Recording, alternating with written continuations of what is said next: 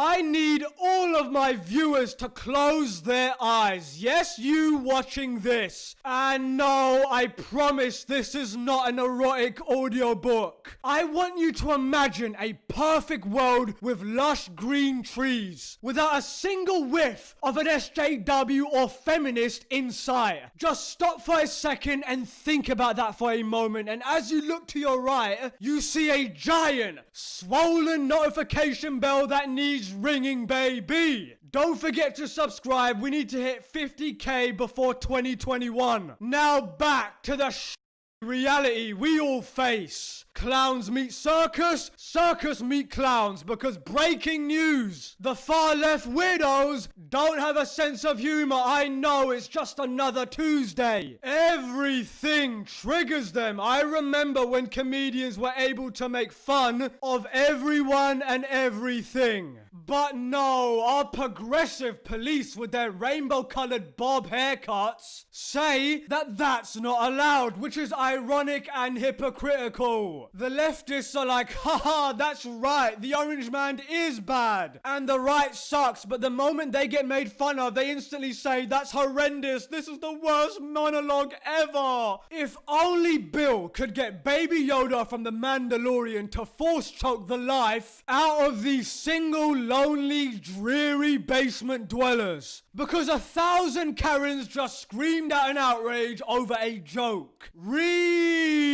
Nobody cares. Is it just me, but does the woke horde feel like a more violent version of the leave Britney alone guy? Anyway, good old Bill does it again. I love a good woke drubbing. So he makes a very basic joke about how white women are Karens. And then said white women go on Twitter and, you guessed it, act like Karens. Bravo for proving his point and thus making his joke even funnier. Well played. This was easily the wokest stand-up he's ever done. And they still couldn't handle it. And what's funny about Bill Burr is that he's still about 60% woke, but that's not good enough. Those pesky SJWs require 100% woke wickedness. For his standards, this was very tame compared to his usual uncensored approach. This was not anything close to the level of Ricky Gervais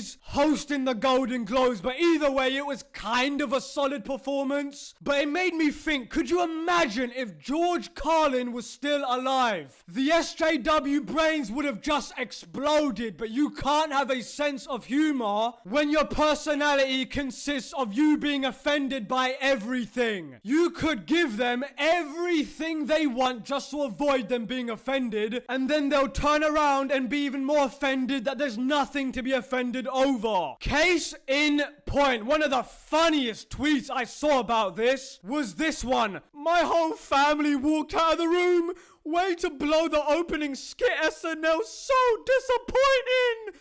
What? Your family walked out of the room? Really? So you all stood up, wiped the soy from your lips and walked out, and no one thought to, I don't know, change the channel, you dumb f***s. I gotta say, the uncomfortable laughter from the crowd during the white women segment was absolutely hysterical. That audience was so pathetic. I guess they're not used to having the mirror shoved in their face like that. Because 99% of SJWs don't practice what they preach. They're just racking up points on social media pretending to be something they're not. The lefties don't give a f*** about the truth is will always be in their minds. It's a never-ending cycle, and I guarantee you 100% of the people calling Bill out don't know that he's married to a black lady. Typical. But the way things are going, comedy will be illegal in 10 years. If the Twitter keyboard warriors have their way, comedy won't even survive the Beijing Biden presidency. And on that bombshell, thank you for watching. Mannix out.